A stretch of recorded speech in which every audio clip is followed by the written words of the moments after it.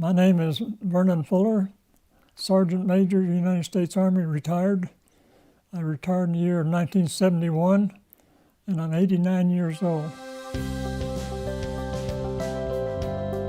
Well, I started my military career by going into the Oklahoma 45th Division National Guard when I was in my junior year, which was in 1948. In 1950, the division was called active duty for the Korean War. I got a special call from Washington, D.C.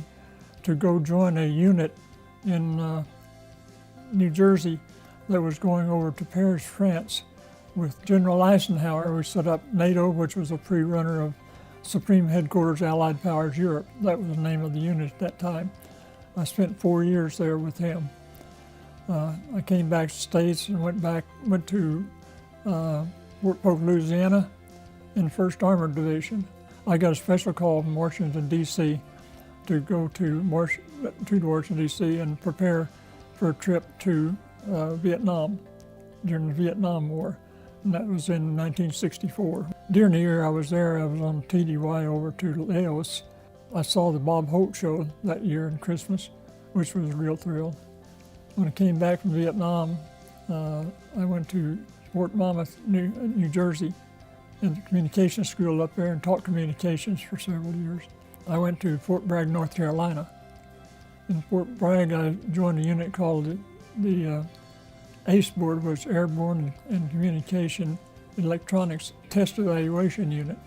I was Sergeant Major of that unit. During that particular year, our unit was involved in testing the capability of the C-5A Galaxy, which at that time was the largest airplane going. And we had many threats against the airplane. We had to have armed guards on it. One weekend, a helicopter landed close to the airplane, and the guard posted himself between the airplane and the helicopter.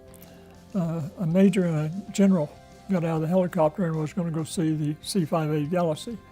And the trooper had order that nobody got close to that plane unless they had a special pass. So he finally backed the general and the major down, and they got back in their helicopter and left. I called the trooper in Monday morning. I said, "What would you do if they had advanced on you?" He said, "I had that all figured out." I said, "What was that?" He said, "I'd shoot the major, and I think the general would stop about that time." So I retired in Fort Bragg, North Carolina.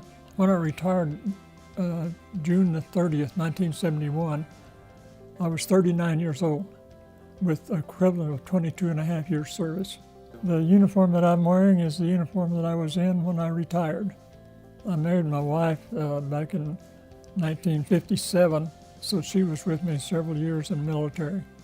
Well, when I came back from France, I had a brother that ran the theaters here in Skiatook, Oklahoma, and so I came to visit him, and my wife-to-be worked for him at that time, and we communicated back and forth for a couple of years. And then when I was on the way to Washington, D.C., I stopped by here and married her and took her up to the big city.